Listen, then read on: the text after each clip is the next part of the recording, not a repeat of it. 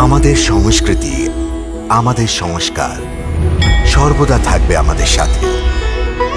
ভারতের মহান গ্রন্থ আর কাব্যের সম্পূর্ণ সংকলন।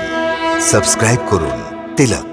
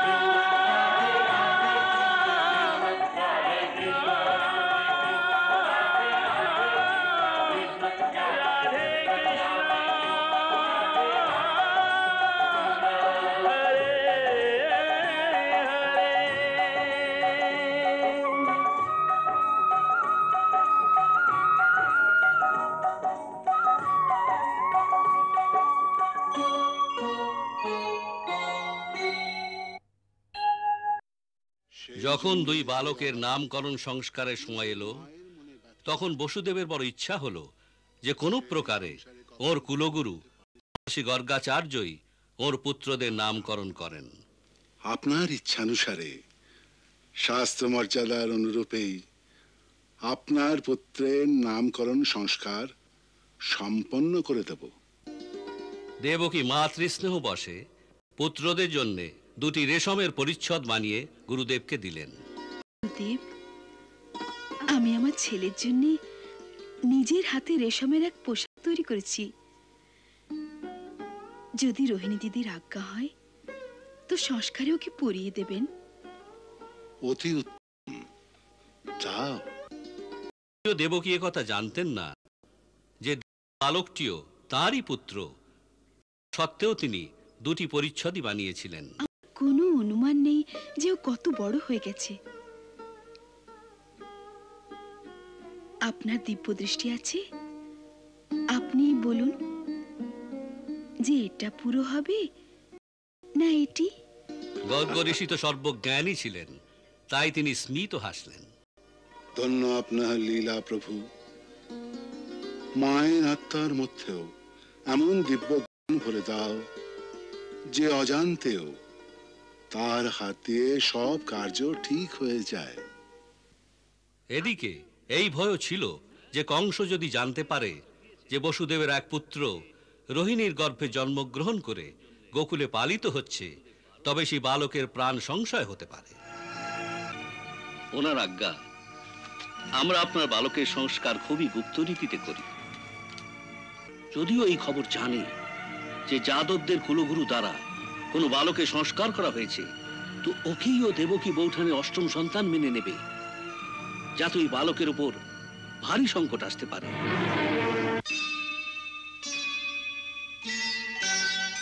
আসুন এইদিকে। সেই জন্যে মহর্ষি শাণ্ডিল্য আশ্রমের গোশালায় অতি সংগোপনে এই বালকের নামকরণের আয়োজন করলেন।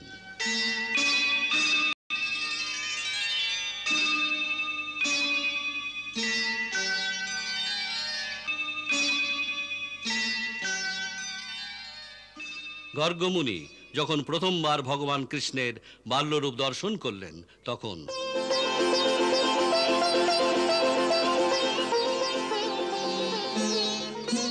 যুগ যুগান্তর পেরিয়ে গেলে ভক্ত এবং ভগবান ভক্তের অধীরাকুলতায় হাসিলে নারায়ণ।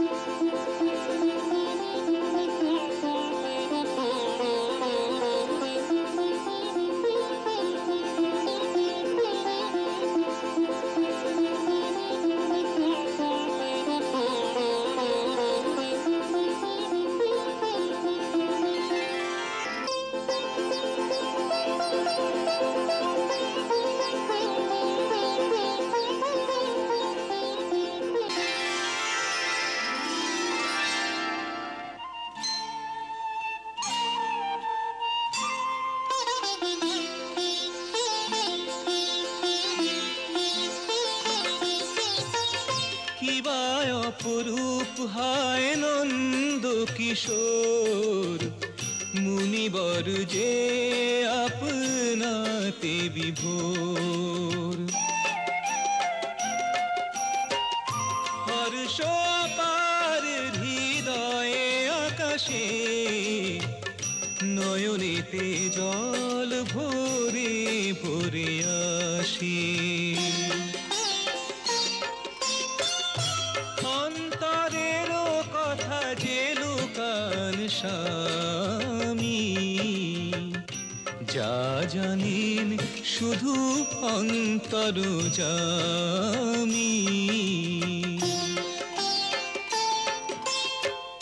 কেমনে অভিনন্দন করেন মনে কিছু বুঝিতে না পান। দেখে ভক্তেরও এই দশা যে প্রভু যে হাসেন অম্লান, প্রভু যে হাসেন অম্লান।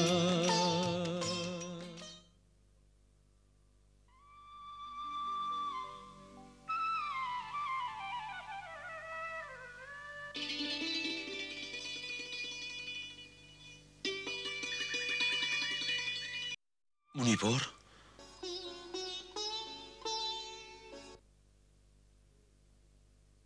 বেশ ভালো কথা। হে ব্রজেশ্বর, প্রথমে আমি রোহিণী নন্দনের নামকরণ করছি।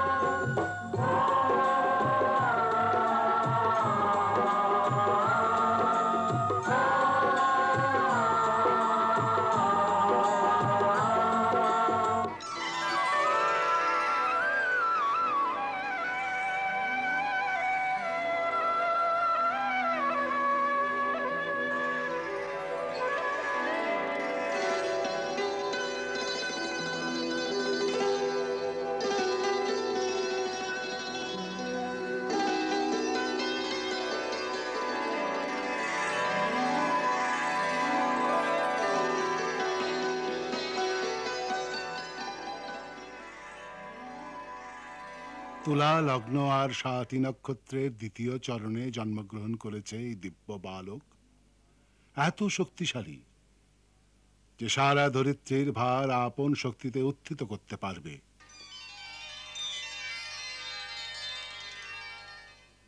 এর তো অনন্ত গুণ, যার দ্বারাই সব মিত্র আত্মীয় পরিজনদের নিত্য আনন্দিত করবে। তাই এর নাম হবে রাম। এর বলের কোনো সীমা হয় না। তাই লোকে একে বলরামও বলবে। বলরাম,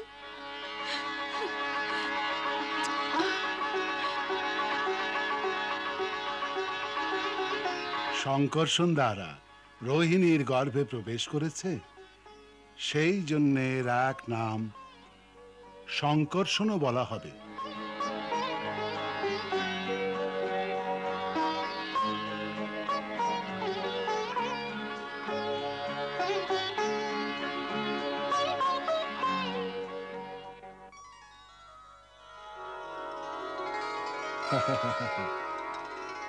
এবার যশোদানন্দনেরও নাম শোনো।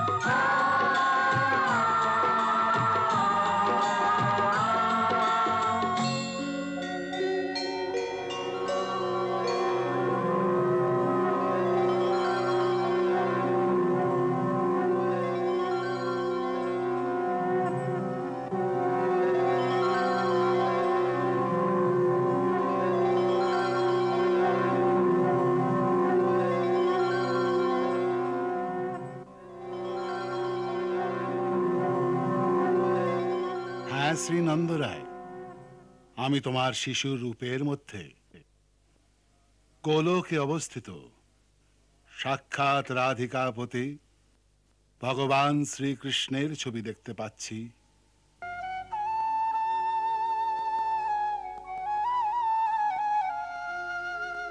তো আমি এর নাম তাই রাখছি,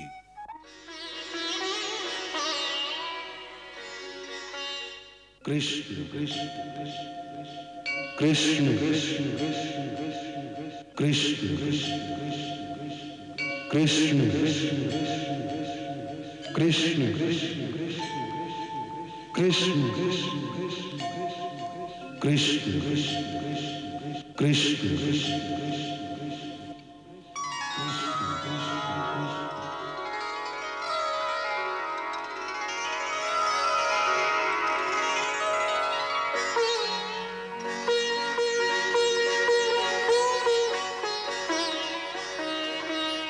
কৃষ্ণ নামের মহিমাকে তো আমার গুরু শঙ্করেরই জানা আছে।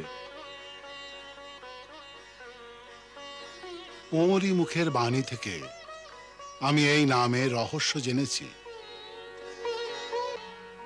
কৃষ্ণ নির্বাণের বাচক, ন শব্দ মোক্ষের বাচক, আর আ শব্দের অর্থ হচ্ছে দাতা। তো কৃষ্ণ সে যে নির্বাণ আর মোক্ষের দাতা। আপনার পুত্রের আরো বহু নাম আছে, তাছাড়া গুণও অনন্ত। তাই এর যত অনন্ত গুণ আছে, ওই অনুসারে অতই অনন্ত নামও এর। যা সাধারণ সংসারী লোকে জানে না, আমি সেই নামগুলি জানি। আর আমি এও জানি যে আপনার এই পুত্র প্রতিটি যুগে অবতীর্ণ হন। প্রতিবার ওর বর্ণ কখনো শ্বেত, কখনো লোহিত, কখনো পীত, কখনো কৃষ্ণ হয়।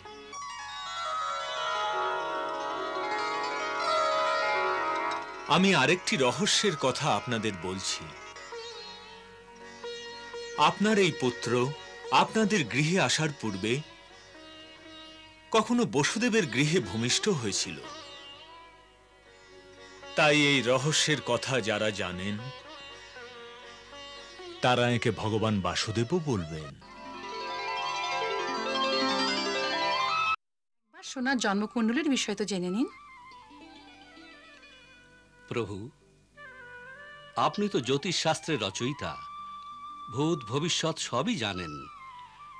আমাদের সন্তানের ভবিষ্যৎ কি বলে? ওর জীবন আনন্দময় হবে তো?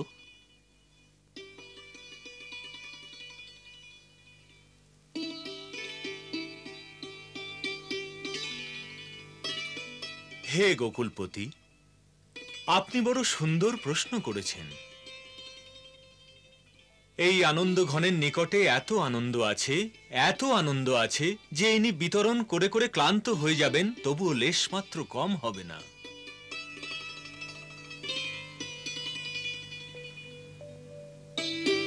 আপনার এই পুত্র কেবল গোকুলবাসীদের নয়, বিশ্বের সমস্ত প্রাণীদেরও পরমানন্দের সাগরে নিমগ্ন করবে।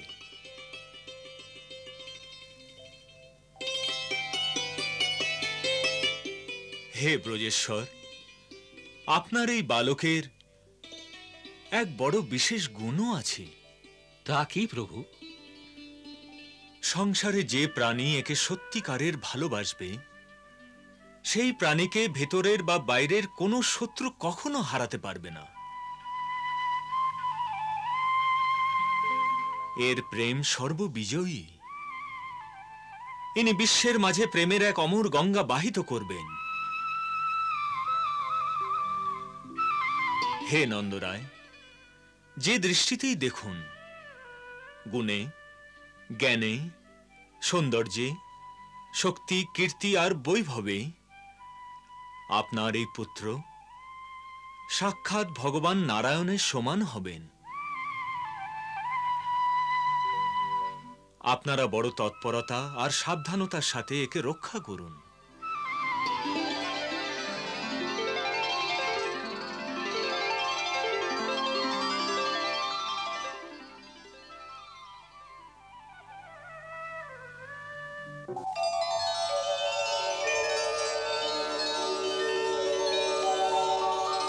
আমি দেখছি যে এ সময় স্বর্গবাসী সকল দেবতাগণ আপনার ভাগ্যের জয়গান করছেন, এবং আমার ভাগ্যেরও। কারণ এমন ঐতিহাসিক ক্ষণ সংসারে বারংবার আসে না।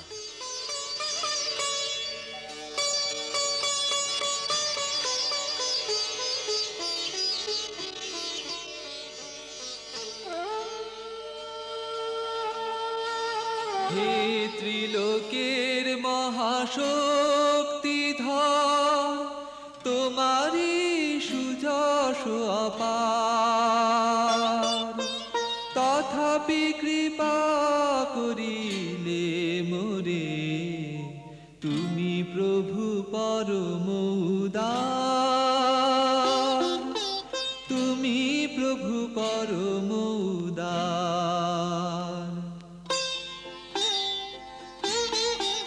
তব যশ গুণ গাহিতে নারী অনাদি অনন্ত, হে সুর নর গান করে জয় গান, ত্রিলোক প্রদক্ষিণ করে।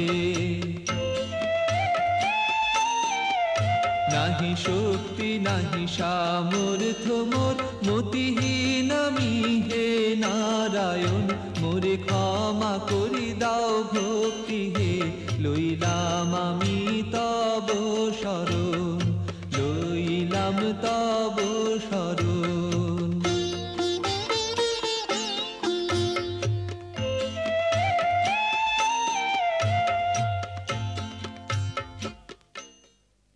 থাকলে তুমি বৈকুণ্ঠে যে মঙ্গলময় ও না, পৃথিবী পরে লয়েলে মুনিবর তোমায় প্রণাম, ঋষিবর তোমায় প্রণাম। গর্গ ভগীরথ হয়ে তুমি এলে, কৃষ্ণ নামের যে গঙ্গা আনিলে, কৃষ্ণ নামের যে গঙ্গা আনিলে। কৃষ্ণ কৃষ্ণ কৃষ্ণ কৃষ্ণ কৃষ্ণ কৃষ্ণ কৃষ্ণ কৃষ্ণ কৃষ্ণ কৃষ্ণ কৃষ্ণ।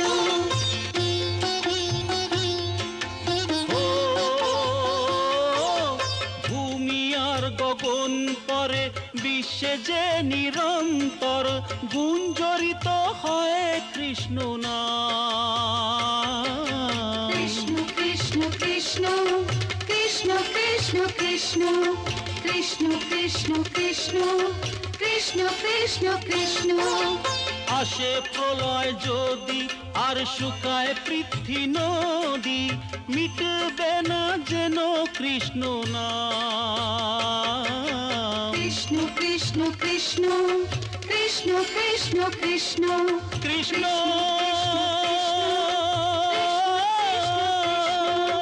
কৃষ্ণ কৃষ্ণ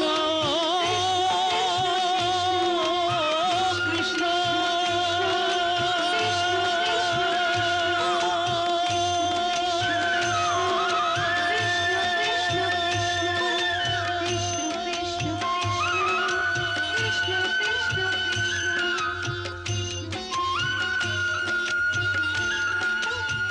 কৃষ্ণ, কৃষ্ণ তো কৃষ্ণ নাম রেখেছে ছেলের? আজ্ঞে মহারাজ। তুমি কি করে জানলে? এ তো সারা গোকুলবাসী জানে, নন্দরায় তার পুত্রের নাম কৃষ্ণ রেখেছে। নামকরণ সংস্কার কে করেছে? এ কেউই জানে না। আচ্ছা, ইদানিং নন্দরায় নিজের পুত্রকে নিয়ে শাণ্ডিল্যের আশ্রমে গিয়েছিলেন? মহারাজ, এ কথা তো কেউই বলতে পারে না। হ্যাঁ, গর্গের সেবকদের কাছ থেকে এটুকু জানা গেছে যে কখনো কখনো নন্দরায় পুত্রকে নিয়ে কুলগুরু শাণ্ডিল্যের আশ্রমে যেতেন। আমি কখনো কখনো কথা জানতে চাই না।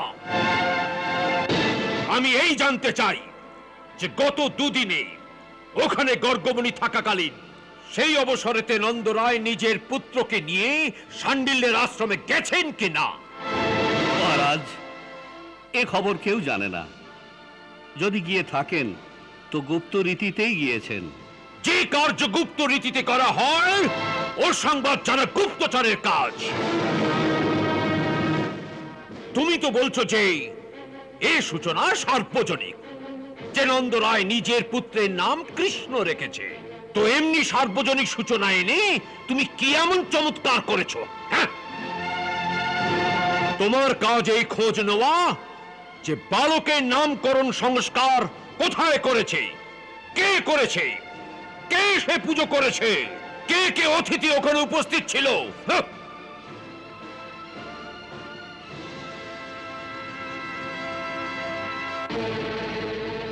গর্গমণির গতিবিধির উপর তুমি দৃষ্টি রেখেছিলে? আগে হ্যাঁ। উনি কি সম্প্রতি গোকুলে গেছেন? আগে না। আশ্রমের বাইরে অন্য কোথাও গেছেন?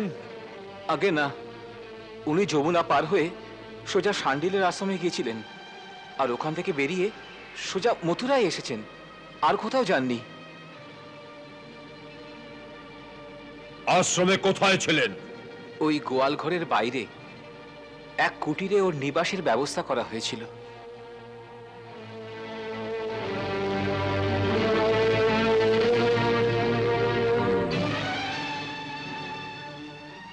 একটা বিষয় তো স্পষ্ট মহারাজ, যে এই কার্যে কোনো গূঢ় রহস্য অবশ্য আছে।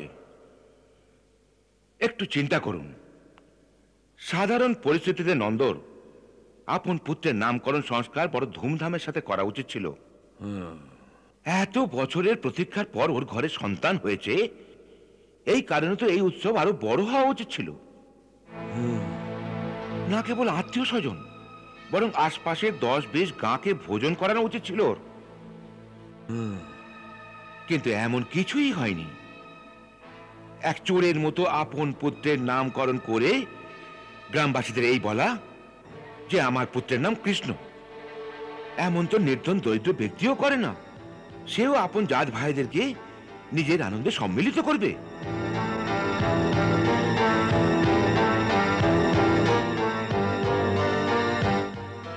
এই তথ্য দিয়ে দেখেন তো বুঝতে পারবেন যে কোনো গূঢ় রহস্য আছে এর মধ্যে, আর এই রহস্যেই এর মহত্ব আছে। আর তৃতীয় মহত্বপূর্ণ বিষয় এই মহারাজ, বালকের নামের ঘোষণা এই দুদিনে করা হয়েছে যখন মহর্ষি গর্গ ছিলেন, নয়তো শাস্ত্রবিধি অনুসারে তো এই নামকরণ সংস্কার বহু পূর্বেই হয়ে যাওয়া উচিত ছিল। এর একই অর্থ হয় এর জন্য মহর্ষি গর্গের প্রতীক্ষা করা হয়েছে। এতে সিদ্ধ হয় যে মহর্ষি গর্গের হাতে এই সংস্কার সম্পন্ন হয়েছে।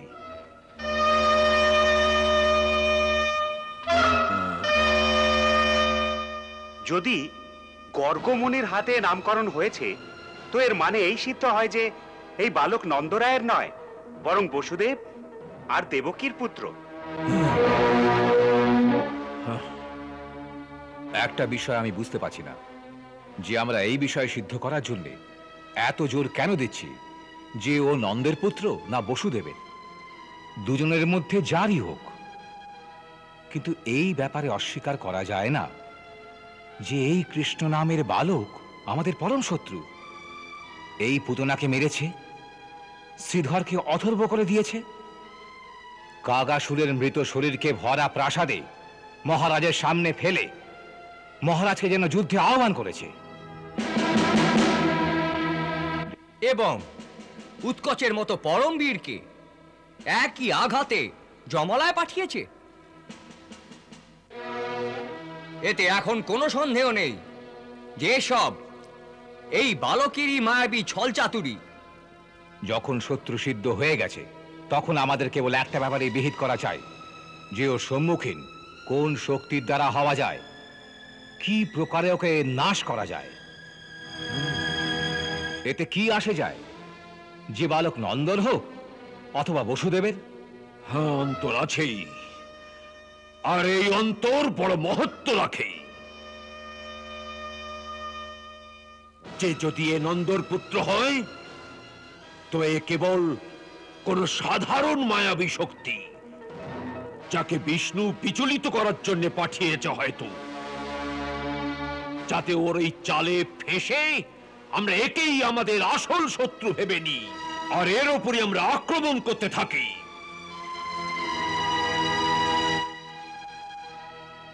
আর ও আমাদের সাথীদের, আমাদের শক্তিকে এক এক করে নাশ করতে থাকে। আর যে আসল শত্রু সে কোথাও আরামে পালিত হয়। আর যদি এ দেবকী আর বসুদেবের পুত্র হয় তবে এ ওই যার চেতাবনী আকাশ পানি দিয়েছে, যার প্রতীক্ষা লোক তারণহারের রূপে করছে, আর যে কংসকে মারার জন্য জন্ম নিয়েছে।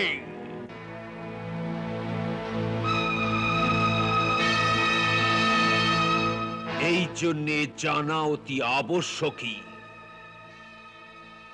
যে দেবকীর অষ্টম সন্তান এক কন্যা ছিল না ছেলে। আর যদি ও ছেলে ছিল তো যেমন আমায় অষ্টভুজা দেবী বলেছিল, সে কে, কোথায় সে, কার ঘরে পালিত হচ্ছে?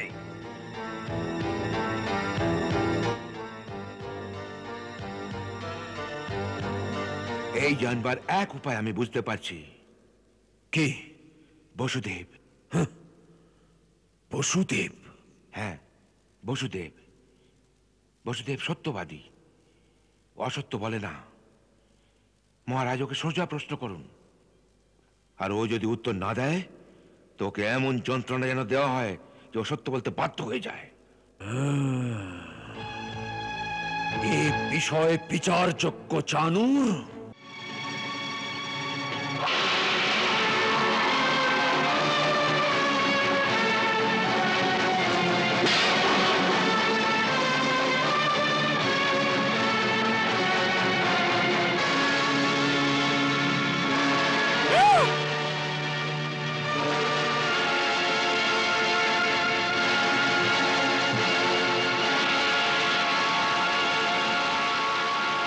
মহারানী, মহারানী, মহারাজের সৈনিক ঘরে ঢুকে পড়েছেন। কেন? গৃহস্বামীকে খুঁজছেন। গৃহস্বামীকে খুঁজছে?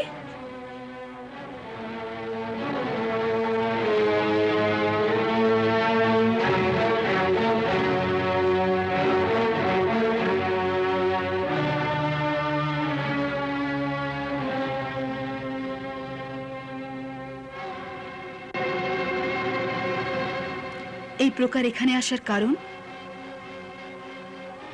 কার আজ্ঞায় আপনারা এখানে এসেছেন? মহারাজের আজ্ঞায়। মহারাজ? হ্যাঁ, আমি কুমার বসুদেবকে নিতে এসেছি। নিয়ে যেতে এসেছেন? কিন্তু কেন? তা আমরা জানি না। ওনার আজ্ঞা, কুমার বসুদেবকে যে করেই হোক এখনই নিয়ে এসো। উনি এই সময় কোনো কার্যবশত বাইরে গেছেন। আপনারা যান, আমি ওকে মহারাজের সংবাদ জানিয়ে দেব। না, ওনার আশা অবধি আমরা এখানেই প্রতীক্ষা করব। প্রহরীরা,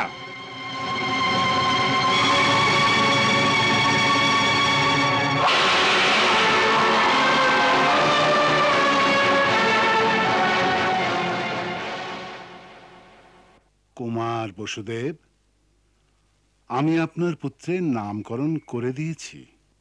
ধন্যবাদ গুরুদেব। কি নাম রেখেছেন আমার পুত্রের?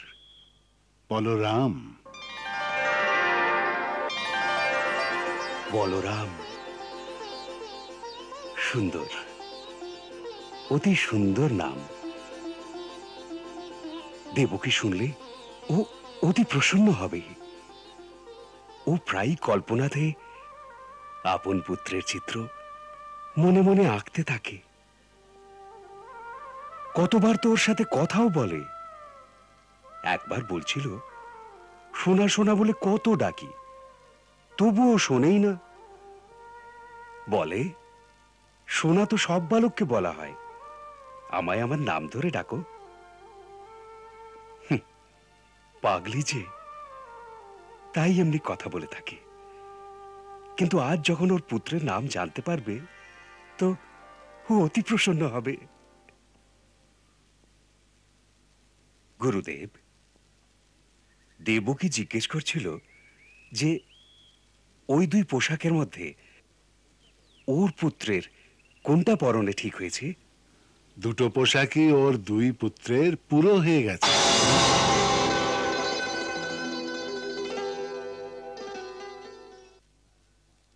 দুই পুত্রেরই? হ্যাঁ কুমার, দেবকীর দুই পুত্রেরই। আমি আপনাকে সেদিন বলেছি যে আরো রহস্য আছে যা আপনার থেকে গুপ্ত রাখা হয়েছে। কেননা সে সময় আমার ওই বালকদের সুরক্ষার চিন্তা ছিল। কিন্তু এখন আপনার ওই অষ্টম পুত্রের রূপে স্বয়ং পরম ব্রহ্ম ভগবান শ্রীকৃষ্ণের ছবি আমি সচক্ষে দেখে এসেছি। এখন আমার আর কোনো চিন্তা নেই। যিনি তিন লোকের চিন্তা হরণ করেন, ওর সুরক্ষার চিন্তা আমি কে করবার? আমার এই অহংকার আর দম্ভ ওর দর্শন মাত্রেই দূর হয়ে গেছে। আর আজ সহসাই আমার জিহ্বা থেকে আপনার কনিষ্ঠ পুত্র কৃষ্ণের রহস্য খুলে গেছে। কৃষ্ণ? আপনি ওর নাম কৃষ্ণ রেখেছেন? যখন ভগবান শ্রীকৃষ্ণ স্বয়ং এই রূপে অবতার নিয়েছেন, তখন ওর অন্য কোনো নাম আমি কি করে রাখতাম?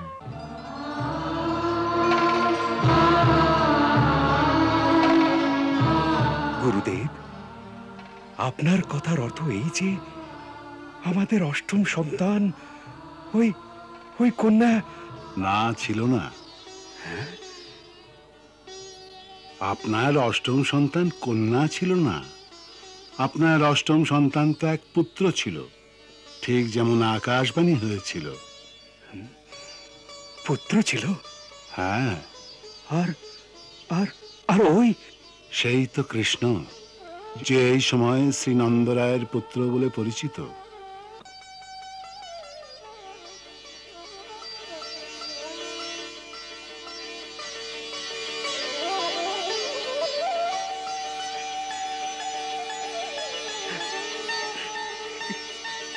গুরুদেব, গুরুদেব, গুরুদেব, গুরুদেব, আমায় সামলান গুরুদেব, আমায় সামলান গুরুদেব।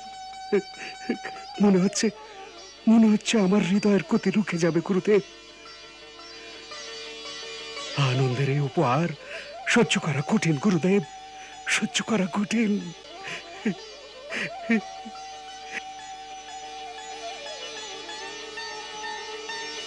গুরুদেব, এ কি সত্যি? হ্যাঁ কুমার, এ সত্য। আর এও সত্য যে এই সেই তারণহার যে জগতের কল্যাণের জন্য দেবকীর কোলে প্রকট হয়েছে। তবে তবে ওই কন্যা যাকে দেবকী জন্ম দিয়েছিল, সে কে? উনি স্বয়ং ভগবতী যোগমায়া ছিলেন। আর দেবকী ওকে জন্ম দেননি। হ্যাঁ, ওকে তো স্বয়ং আপনি গোকুল থেকে এনে দেবকীর পাশে রেখে দিয়েছিলেন। গোকুল থেকে এনে আমি? হ্যাঁ, আপনি। আর এসব সেই ভগবতী যোগমায়ার প্রেরণাতেই হয়েছিল। যখন কারাগারে ভগবান শ্রীকৃষ্ণ শিশুরূপে নিজেকে প্রকাশিত করলেন, তখন সেই যোগমায়ার শক্তিতেই আপনার বন্ধন ছিন্ন হল, কারাগারের দ্বার খুলে গেল, প্রহরী অজ্ঞান হয়ে গেল। আর তাঁরই প্রেরণায় আপনি গোকুলে গিয়ে আপনার পুত্রকে নন্দরানী যশোদার পার্শ্বে শুইয়ে এলেন, আর সেই কন্যারূপিণী যোগমায়াকে আপনার সাথে নিয়ে এলেন। উনি সেই যোগমায়া যিনি কংসের হাত থেকে উত্থিত হয়ে আকাশে অষ্টভুজা শক্তির রূপে প্রকট হয়েছিলেন। কিন্তু আমার তো কিছুই মনে নেই গুরুদেব। সে সময় ভগবতীর ইচ্ছায় আপনার স্মৃতিপটে মায়ার আবরণ ছেয়েছিল, তাই আপনি সবকিছু ভুলে গেছেন কুমার।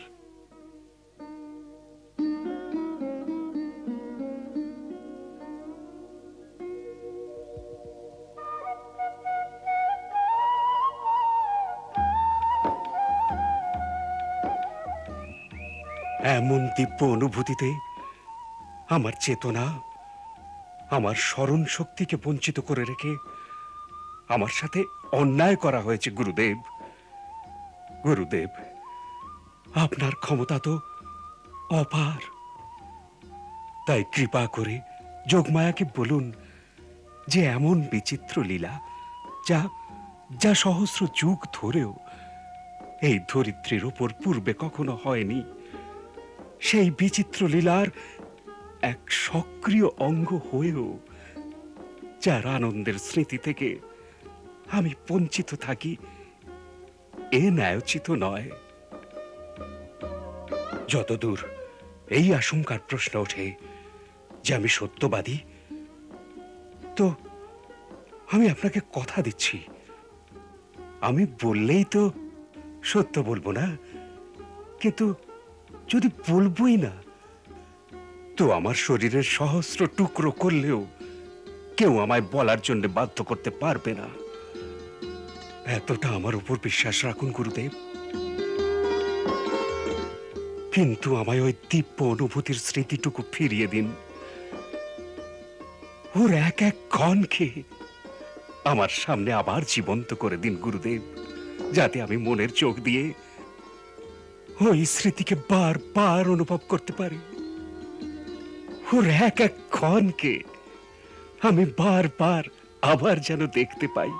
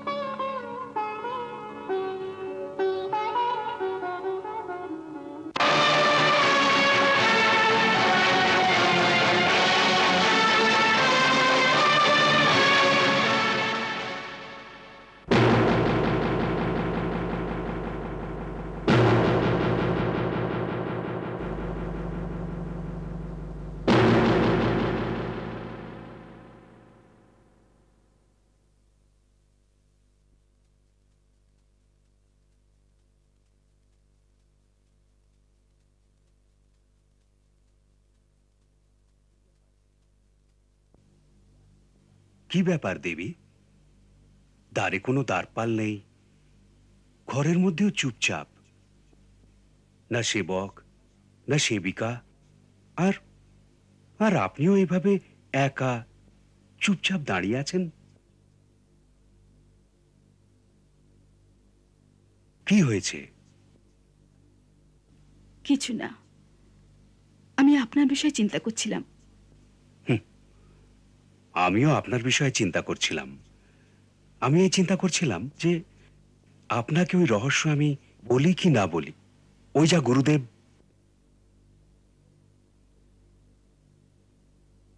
এরা আপনারই প্রতীক্ষা করছে। কারা?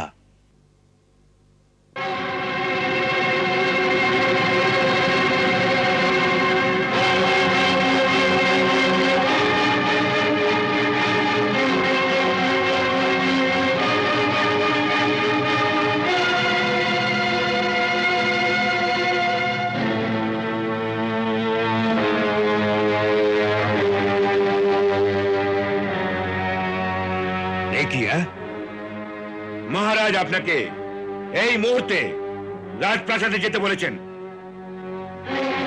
রাজপ্রাসাদে ডেকেছেন? কিন্তু কেন? রাজার মনে কি আছে সৈনিকটা বোঝার কে?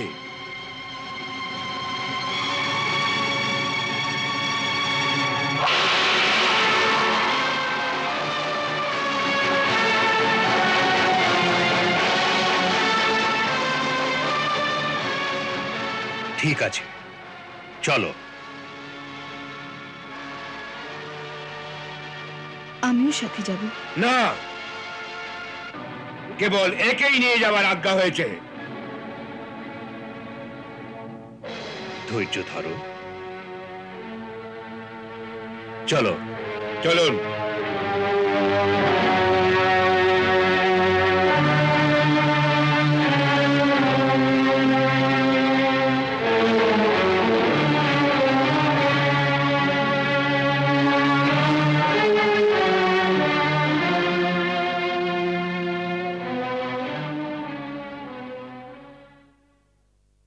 যে দেবকীর অষ্টম সন্তান এক কন্যা ছিল না ছেলে? এই জানবার এক উপায় আমি বুঝতে পারছি। কি? বসুদেব। বসুদেব?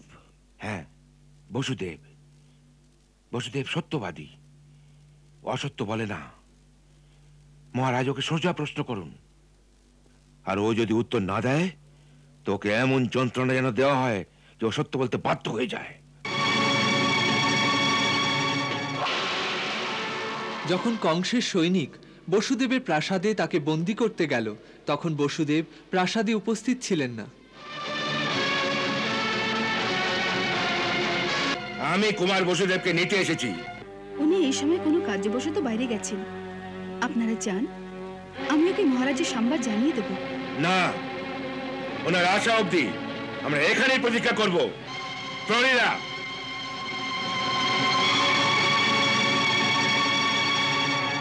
কারণ সেই সময় মহর্ষি গর্গ বসুদেবকে এই রহস্য কথা শোনাচ্ছিলেন যে বাস্তবে কৃষ্ণ তাঁরই পুত্র। আপনার অষ্টম সন্তান কন্যা ছিল না, আপনার অষ্টম সন্তান তো এক পুত্র ছিল, ঠিক যেমন আকাশবাণী হয়েছিল। পুত্র ছিল? হ্যাঁ। আর আর আর ওই সেই তো কৃষ্ণ, যে এই সময় শ্রী নন্দরায়ের পুত্র বলে পরিচিত। গুরুদেব তাঁর যোগ শক্তি দ্বারা বসুদেবকে তাঁর অন্তর্দৃষ্টিতে সেই দৃশ্য দেখালেন যে কি প্রকারে তিনি সেই বালককে নন্দরায় গৃহে রেখে এসেছিলেন।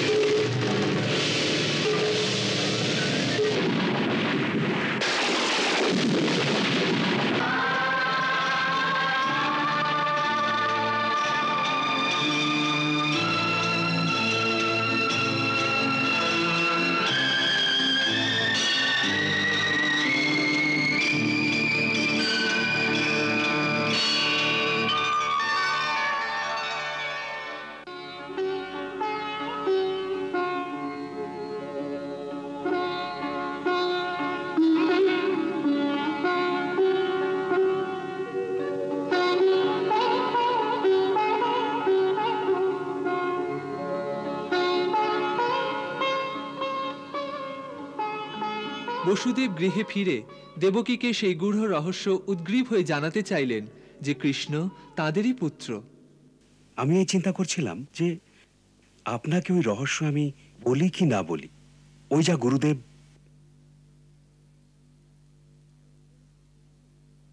এরা আপনারই প্রতীক্ষা করছে। কারা? মহারাজ আপনাকে এই মুহূর্তে রাজপ্রাসাদে যেতে বলেছেন। রাজপ্রাসাদে রেখেছেন? কিন্তু কেন? রাজার মনে কি আছে সৈনিকটা বোঝার কে? ঠিক আছে, চলো। আমিও সাথে যাব। না, কেবল একেই নিয়ে যাওয়ার আজ্ঞা হয়েছে। ধৈর্য ধরো, চলো। চলুন।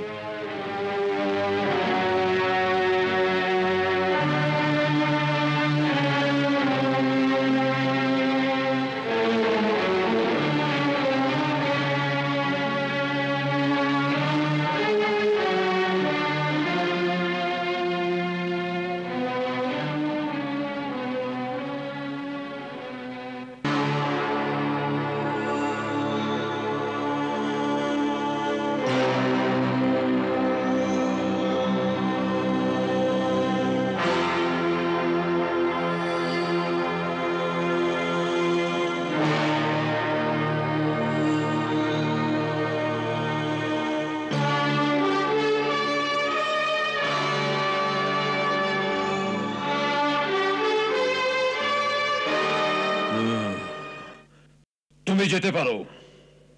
যথা আজ্ঞা।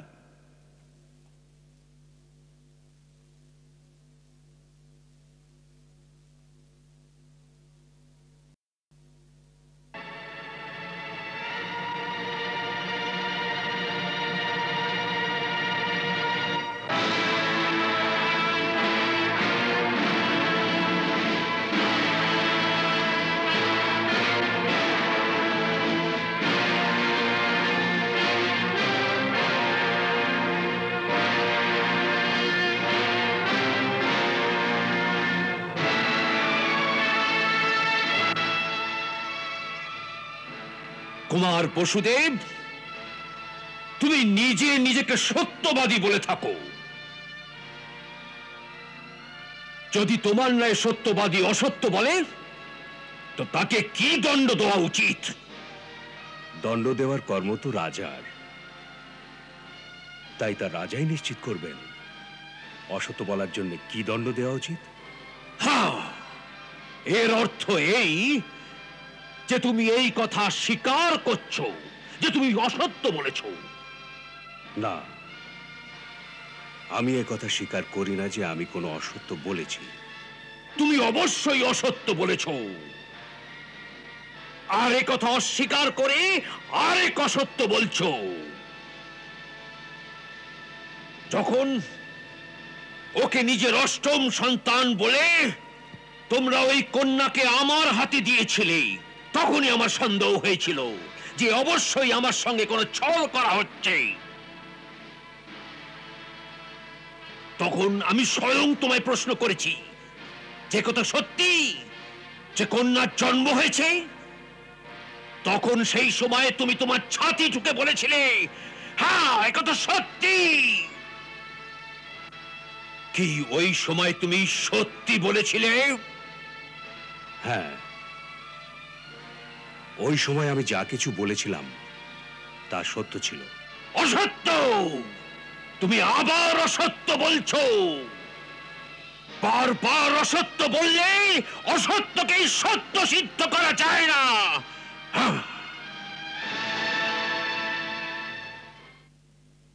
সত্যকে সিদ্ধ করার আবশ্যকতা হয় না মহারাজ। সত্য তো স্বয়ং সিদ্ধ। আর যা সিদ্ধ না হয় তা সত্য হয় না, এ কথা তো তুমি মানো। আপনি কি বলতে চান? যদি তুমি বলো সত্য কথা, তো যখন ওই কন্যা আমার হাত থেকে ছিটকে আকাশে অষ্টভুজা দেবীর রূপ ধারণ করে বলেছিল তোমায় বধ করবে যে তার জন্ম হয়েছে, কেন তা সত্য ছিল না? তোমাদের দুজনের কার কথা সত্য ছিল, তোমার না যোগমায়ার? দুজনারই কথা সত্য হতে পারে। সত্য দুই হয় না, সত্য একটাই হতে পারে, আর সর্বদা একটাই হয়। যা আজ সত্য কালকেও তাই সত্য হবে। আর এই সত্যের পরিভাষা যে। সত্যের পরিভাষা বড়ই কঠিন মহারাজ। মনুষ্য যতটা জানে, যতটা ওর জ্ঞান হয়, ওর জন্য ততটাই সত্য। যেহেতু জ্ঞান অসম্পূর্ণ থাকে, তাই মনুষ্যের জন্য ওর সত্য অর্ধসত্য হতে পারে। তো তুমি অর্ধ সত্য জানো, তবে পূর্ণ সত্য কে জানে? পূর্ণ সত্য তো কেবল অন্তর্যামী ভগবানই জানেন। এমনিতেও পূর্ণ সত্য কি আর অসত্য কি, এর মীমাংসা বড়ই জটিল। বাস্তবে সংসারও পূর্ণ সত্য নয়। কেবল মায়ার ভ্রমে পড়ে আমরা সংসারী লোক একে সত্য মেনে চলি। কেননা যোগমায়া প্রাণীকে যত জ্ঞান, যত বুদ্ধি দেন, প্রাণীর দৃষ্টিতে ততটাই সত্য হয়। তাই যত জ্ঞান আমার ছিল, সেই অনুসারে আমি কেবল সত্যই বলেছিলাম। এই শাস্ত্র দর্শনের বাক্যে ফুলিয়ে ফালিয়ে তুমি আমায় বিচলিত করতে পারবে না। আমি জানি তুমি তোমার অষ্টম পুত্রকে লুকিয়ে অন্য কোথাও পাঠিয়ে দিয়েছ। আমি তোমার বাক্যে বিশ্বাস করে সেদিন দেবকীকে জীবিত ছেড়ে দিয়েছিলাম। তুমি তোমার প্রতিশ্রুতি ভঙ্গ করে করেছ বিশ্বাসঘাতকতা। তুমি আমার সঙ্গে ছল করেছ। তুমি বিশেষ দণ্ডের অধিকারী। আমি তোমার এই লাঞ্ছনার প্রতিকার করছি যে আমি তোমার সঙ্গে বিশ্বাসঘাতকতা করেছি। আমি সজ্ঞানে কারো সাথে কোনো ছল করি না।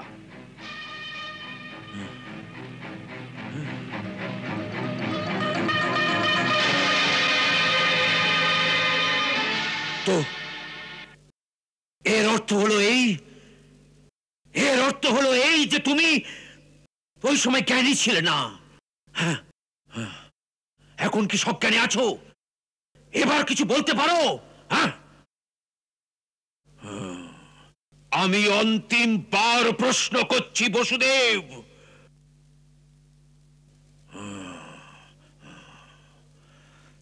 তো এর অর্থ হলো যে তুমি সজ্ঞানী নেই এখনো। আর আমার পূর্ণ বিশ্বাস যে দেবকী অবশ্যই সজ্ঞানী আছে। তো ওকেই করছি প্রশ্ন যে তোমার পুত্র অধিক প্রিয় না পতি? ততক্ষণ তোমায় আবার কারাগারে বন্দী করে জ্ঞান ফিরিয়ে আনার ব্যবস্থা করছি। সেনানায়ক! আজ্ঞা মহারাজ। একে কারাগারে বন্ধ করে দাও। যখন এ বলবে এর জ্ঞান এসেছে, তখনই একে তোমরা আমার সামনে উপস্থিত করো। যাও, নিয়ে যাও।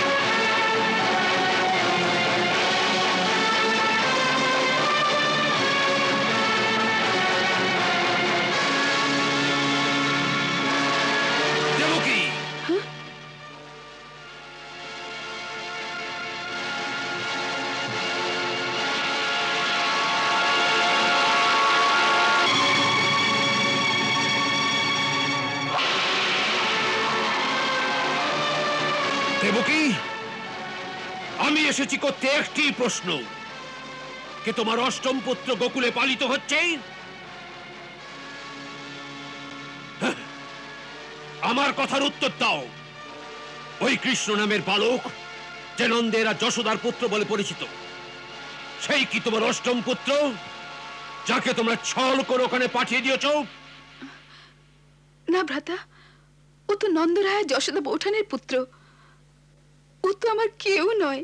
তুমিও দেখছি তোমার পতির মতো অসত্য বলছো। না ভ্রাতা, আমি সত্যি কথা বলছি। নন্দরায় তো স্বয়ং আপনাকে প্রাসাদে সংবাদ দিতে এসেছিলেন। ওনার বহু বর্ষের কামনা ভগবান পূর্ণ করেছেন। ও ওনারই পুত্র। হ্যাঁ, সেটাই তো প্রশ্ন। এত বছর ধরে যে কামনা পূর্ণ হয়নি, তা সহসা সেই দিনই কেমন করে পূর্ণ হলো, যেদিন তুমি এক কন্যার জন্ম দিলে? এ তো সংযোগের বিষয়। এ সংযোগের নয়, এ ছলের বিষয়। তোমার ওখানে পুত্র হয়েছিল, কন্যা নয়। না ভ্রাতা, আমি এই কন্যাকেই জন্ম দিয়েছিলাম, যাকে আপনি আমার হাত থেকে ছিনিয়ে নিয়ে গিয়েছিলেন। দেবকী, তোমার আপন পুত্র অধিক প্রিয় না পতি?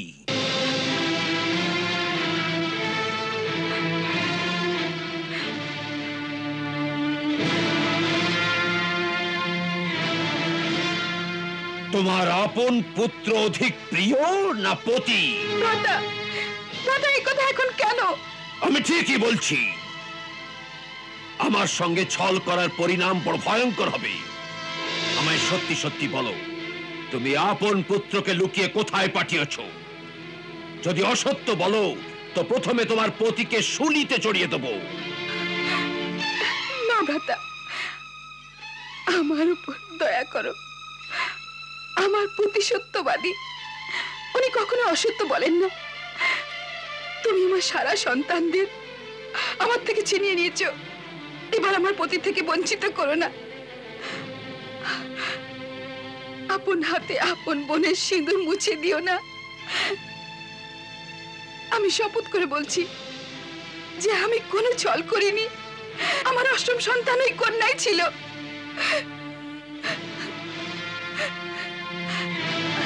আমি তোমার কাছে দয়ার ভিক্ষা চাইছি ভ্রাতা, আমার সিঁদুর মুছো না। যে বোনের আপন ভাইয়ের জীবন প্রিয় নয়, সে বোন বলার যোগ্য নয়। আমাকে দয়া করো, দয়া করো ভ্রাতা।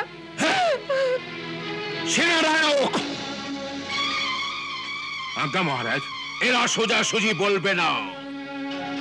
একেও এর পতির কাছে কারাগারে পাঠিয়ে দাও। দেবকী, তোমার কংসের শক্তির অনুমান নেই। তোমার অষ্টম পুত্র তিন লোকের যেখানেই লুকিয়ে থাক, কংস খুঁজে বার করবেই।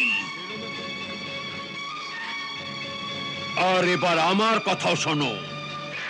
একদিন ওর মৃত শরীর তোমায় উপহার দেবার জন্য আমি স্বয়ং কারাগারে আসবো।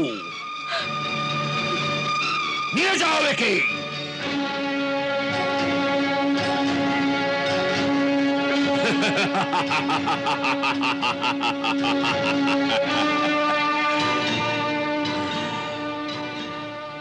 দেবকী, আমি তোমাকে আরো একটা সুযোগ দিচ্ছি। কারাগারে নিজের পতিকে বুঝিয়ে সব সত্য সত্য বলে দাও। আমি তোমাদের দুজনকে মুক্ত করে দেব।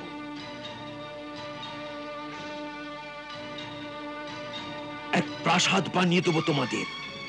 আমি তোমার পতিকে রাজপ্রাসাদে সর্বাধিক পদবি প্রদান করে দেবো। হ্যাঁ, আমি 1 মাস প্রতীক্ষা করব। যদি ততদিনও না বলো, তো তোমাদের দুজনকে অর্ধেক ভোজন দিয়ে তিল তিল করে মেরে শেষ করে দেবো। হ্যাঁ, নিয়ে যাও একে, নিয়ে যাও, নিয়ে চলো।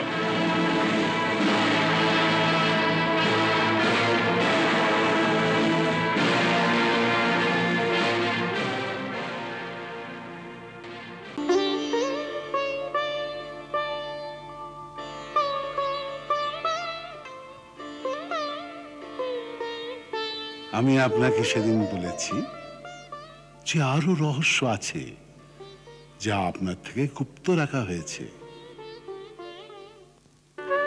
কিন্তু এখন আপনার ওই অষ্টম পুত্রের রূপে স্বয়ং পরম ব্রহ্ম ভগবান শ্রীকৃষ্ণের ছবি আমি সচক্ষে দেখে এসেছি।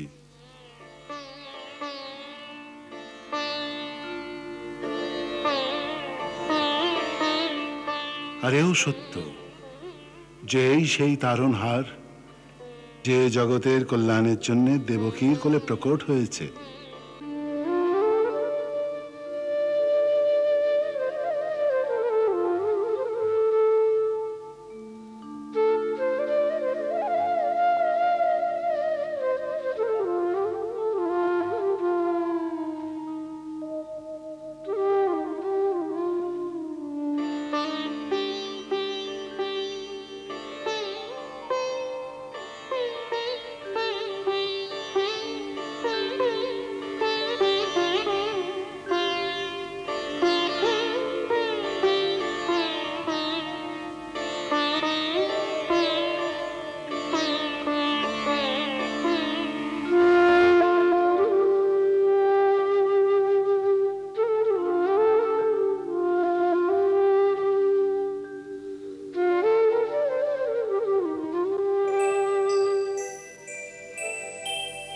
করিনু যবে তোমার বাল রূপ দর্শন, করেছি যে তব পদে মনো প্রাণ অর্পণ। ত্রিভুবনের নাথ তোমার পদে সারা সংসার, মোর কর তলে এলে কি মহিমা তোমার, কইলে বড় দয়া এই অভাগারে। তব পদ সেবার ভার দিয়া তুমি আমারে, মিষ্টি সুখের তোমার এই যে অনুভূতি, পরশিয়া যেন আমি তোমারে স্তুতি। করিলে এমন কৃপা প্রভু আমি ধন্য হলাম, সফল হলো মোর জীবন, প্রভু আমি ধন্য হলাম।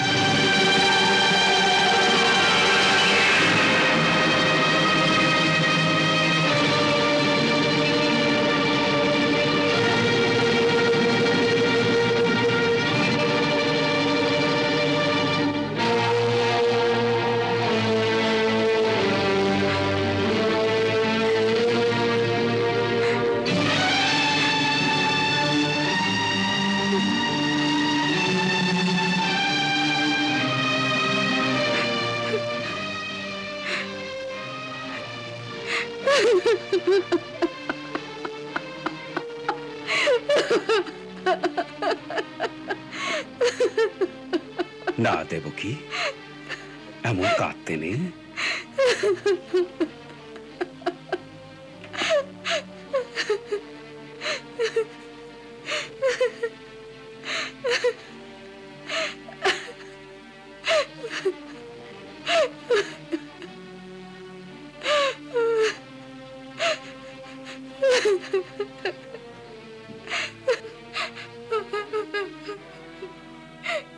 শান্ত হও দেবী, শান্ত হও। এমন বিহ্বল হলে কিচ্ছু হবে না। ধৈর্য ধরো। বিপদের সময় তো মানুষের ধৈর্যের পরীক্ষা হয়। কিন্তু কিন্তু আমাদের বিপত্তি কি কখনো সমাপ্ত হবে না? হবে, অবশ্যই হবে। না না, আপনি মিথ্যা আশা দিচ্ছেন আমাকে। আমাদের বিপদ কখনো সমাপ্ত হবে না। ভ্রাতা হয়তো সংবাদ পেয়েছেন আমাদের পুত্রের সম্বন্ধে, যে সে গোকুলে পালিত হচ্ছে। সংবাদ পায়নি, ওর কেবল সন্দেহ হয়েছে। তাই তুমি নিশ্চিন্ত থাকো, তোমার পুত্রের কিচ্ছু হয়নি। যার পুত্রের জীবন সংকটে আছে আপনি সেই মাকে নিশ্চিন্ত হতে বলছেন? পুরুষের ছাতিতে মা হৃদয় নেই জানি, সেই জন্য সে আপন পৌরুষ আর বীরত্বের অহংকারে কাঁদতেও চায় না। কিন্তু মা হৃদয় কোনো অহংকার হয় না, কেবল মমতাই হয়। আর যখন মমতাকে আঘাত পৌঁছয় তো তার হৃদয় চিৎকার করে ওঠে। কিন্তু খানিক শান্ত হয়ে আমার কথাটা তো শোনো। আপনি আমার শান্তির পাঠ পড়াবেন না। আমি শান্তি আর ধৈর্যের কথা শুনতে চাই না। আমার কানে তো কেবল ভ্রাতার ধমক গুঞ্জরিত হচ্ছে যে তোর পুত্রের মৃত শরীর তোকে কারাগারে উপহার দেব। ওকে করতে দাও, ও যাই করতে চাইছে।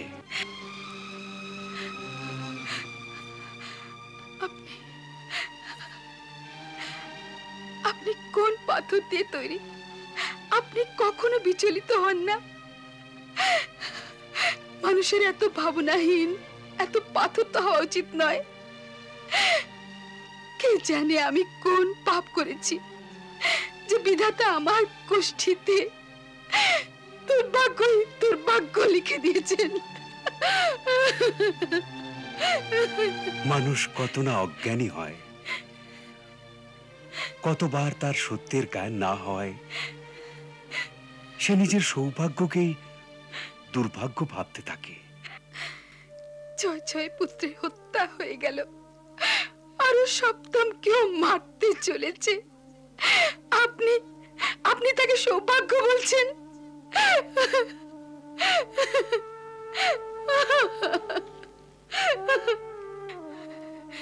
দেখুন, ও আপনাকে সত্যবাদী মনে করে।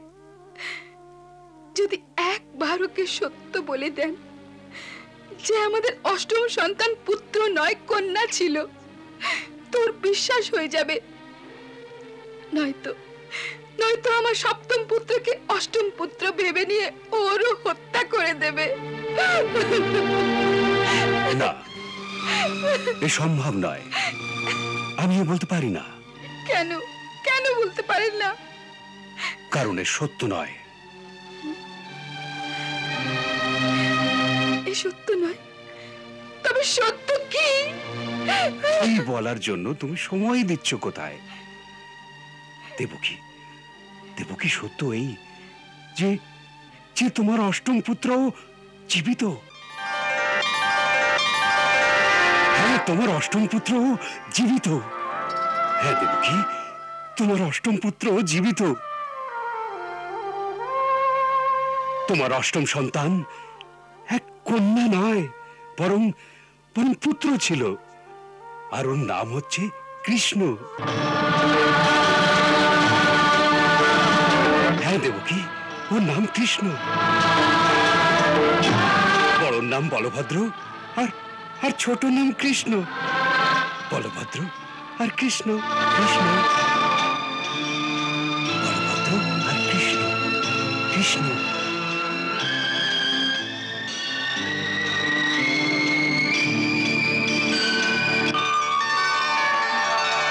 দেবকী,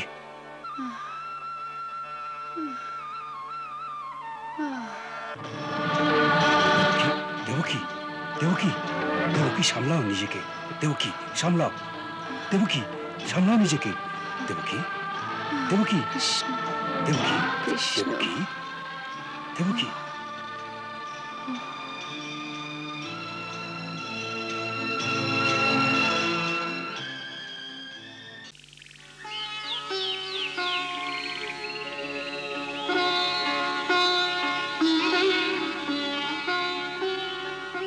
মহর্ষি গর্গের শ্রীচরণে সেবক প্রণাম জানাচ্ছে। আপনাকে স্বাগত জানাই মহামন্ত্রী। কোনো সমাচার? মহারাজ আপনাকে রাজপ্রাসাদে পদার্পণের প্রার্থনা করেছেন। কেন, এখন কোনো পর্ব বা উৎসব তো নেই? ওনার আপনার সাথে আবশ্যকীয় কাজ আছে। কি আবশ্যকীয় কাজ? প্রভু, রাজার মনে কি আছে এই প্রশ্ন করার অধিকার মন্ত্রীর নেই। আমায় আপনার শ্রীচরণে প্রার্থনা করতে পাঠিয়েছেন, তাই সেবক এসে গেছে।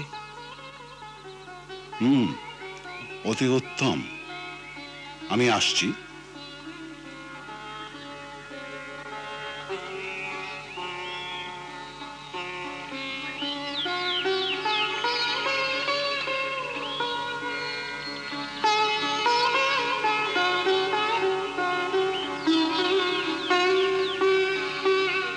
চলো।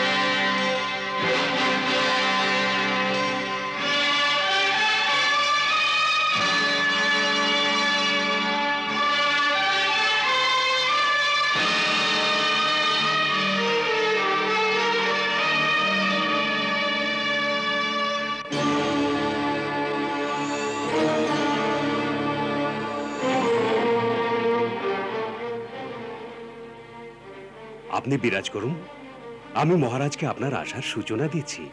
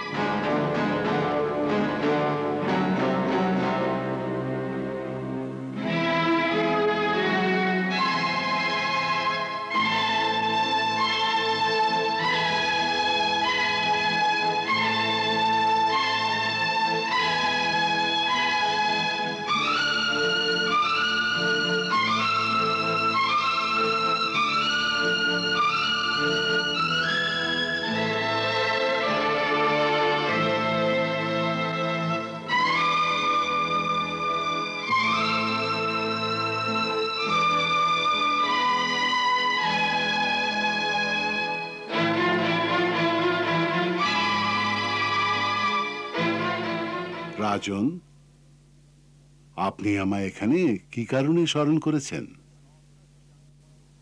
আপনার সাথে আমি কিছু পরামর্শ করতে চাই। গুরুর সাথে পরামর্শ করতে হলে তো রাজাকে স্বয়ং হেঁটে গিয়ে গুরুর আশ্রমে আসা উচিত। গুরুকে নিজের দ্বারে ডাকা মর্যাদা শিষ্টাচার দুয়েরই পরিপন্থী। আপনার অর্থ এই, রাজা কখনো নিজের রাজ পুরোহিতকে নিজের রাজপ্রাসাদে ডাকতে পারে না? পারে নিশ্চয়ই, কিন্তু তা অন্য কোনো পরিস্থিতিতে। অর্থাৎ যদি রাজা কোনো যজ্ঞ করেন, কোনো মহান ধর্ম কার্য করার সিদ্ধান্ত নেন, তখনই গুরুকে ডাকা উচিত। বা কোনো আপদকালে দেশ বা রাজার উপর কোনো বিপত্তি আসলে রাজার শরীর গুরুর দ্বারে পৌঁছতে অসমর্থ যদি হয়, সে আহত হয় অথবা কোনো ভয়ানক রোগে পীড়িত হয়, তো এমন পরিস্থিতিতে সে গুরুকে আপন প্রাসাদে আসার জন্য অবশ্যই প্রার্থনা করতে পারে। কিন্তু এই সময় এমন কোনো পরিস্থিতি তো আমি দেখতে পাচ্ছি না। এই বিপত্তির সময়। কিসের বিপত্তি? আপনি গোকুল গাঁয়ে গিয়ে কোন বালকের নাম সংস্কার করেছেন? কোন বালকের নামকরণ সংস্কার হলে তোমার ন্যায় মহাবলী রাজা বিপত্তিতে পড়তে পারে, এই কথা তো আমার জ্ঞান বুদ্ধি স্বীকার করে না রাজন। আমি এই বৃথা তর্ক বা বিতর্ক চাই না। আমি শুধু জানতে চাই যে আপনি গোকুলে গিয়ে কোনো বালকের নাম সংস্কার করেছেন? যদি করেছেন তো বালক কে ছিল, কার পুত্র ছিল, কেন আপনি ওর নাম সংস্কার করেছেন, আর কার আজ্ঞায় এই নাম সংস্কার করেছেন? আপনার প্রথম প্রশ্নের উত্তর তো এই যে আমি গোকুল গাঁয়ে যাইনি। আমি কেবল যমুনার তীরে শাণ্ডিল্য ঋষির আশ্রমে গিয়েছি আর ফিরে এসেছি। যদি আপনার কোনো গুপ্তচর গোকুলে থাকে, সেও এই বিষয় স্বীকার করবে যে আমি কদাপি গোকুলে যাইনি। আর বিষয়ে যদি আজ্ঞার, তো হে রাজন, এক পুরোহিত আর গুরু হওয়ার তরুণ আপন যজমানদের জন্ম থেকে নিয়ে মরণ পর্যন্ত সব সংস্কার করানো আমার কর্তব্যই নয়, আমার ধর্ম। আর আপন ধর্মের পালন করা সব প্রাণীর পক্ষে আবশ্যক। আর এর জন্য কারো আজ্ঞা হোক বা না হোক, তাতে ধর্ম পালনে কখনো কোনো রকম অন্তরায় হয় না। তাই আপন ধর্ম পালন করতে আমার কারো আজ্ঞার আবশ্যকতা নেই। আমি এখানকার রাজা, আমার আজ্ঞা বিনা কোনো কার্যই হয় না। আমার আজ্ঞার পালন এখানে সবাইকে করতেই হয়। রাজার আজ্ঞা পালন করা তো তার সেবকদের কাজ, গুরুর নয়। গুরু রাজার সেবক হয় না, তার পথ প্রদর্শক হয়। তাই গুরুর কাজ হলো আজ্ঞা দেয়া, আজ্ঞা পালন করা নয়। আমায় বৃথা ভাষণ শোনাবেন না। ওই বালক কে ছিল এই প্রশ্নের উত্তর দিন। এ আমার আজ্ঞা। আপনি আজ্ঞা হয়তো দিতে পারেন, কিন্তু আপনার এই অধিকারকে আমি এখন অব্দি স্বীকার করি না রাজন। এ ভুলবেন না যে রাজার আজ্ঞার পালন করে না, রাজা তাকে দণ্ড দেয়। দণ্ড দেবার জন্য ন্যায় আর সদাচারের শক্তি হওয়া উচিত। শক্তি? শক্তি তো রাজার এই তলোয়ার।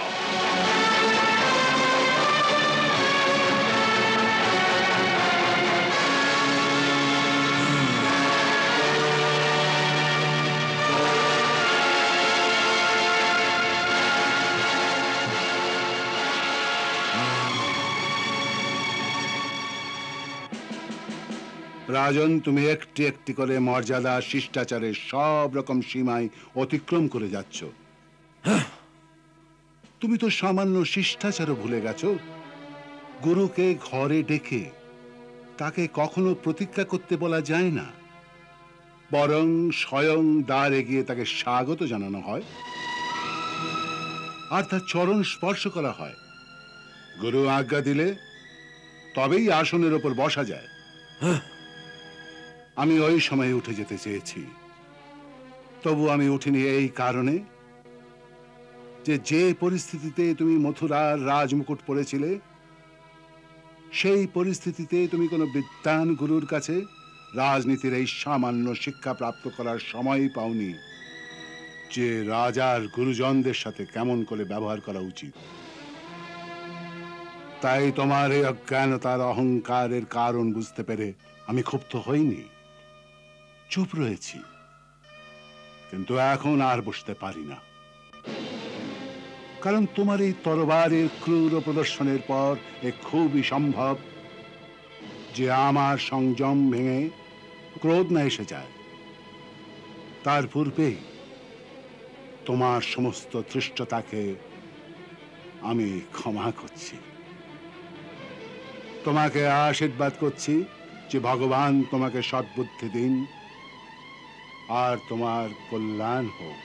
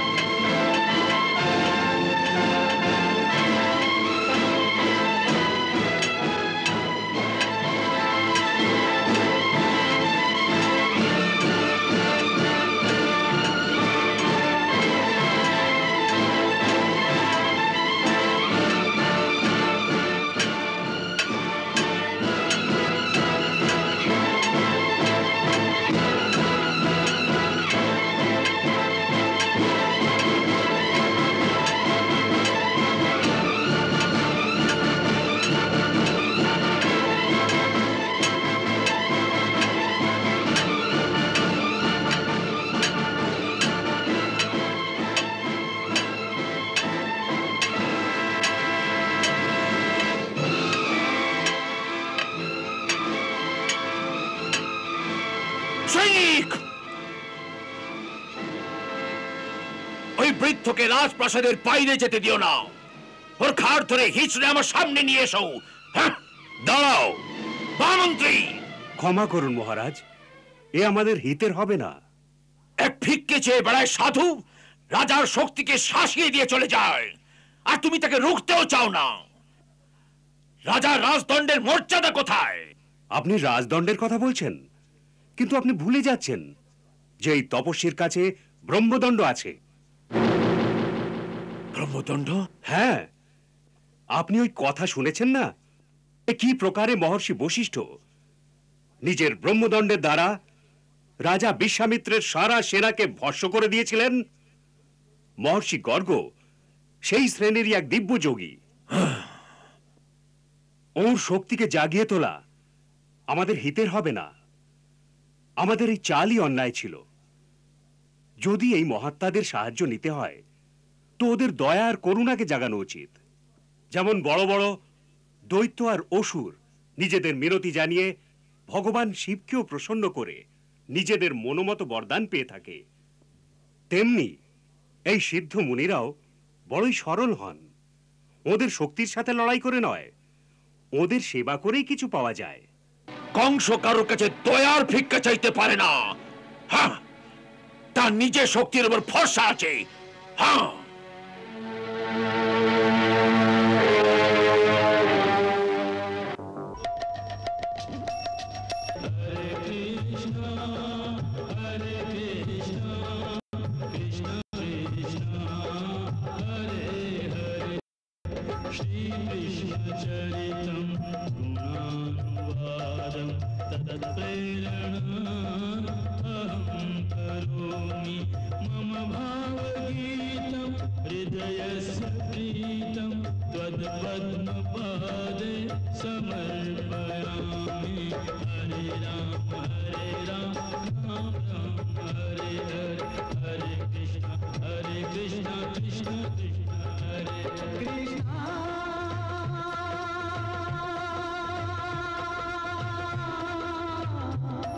Krishna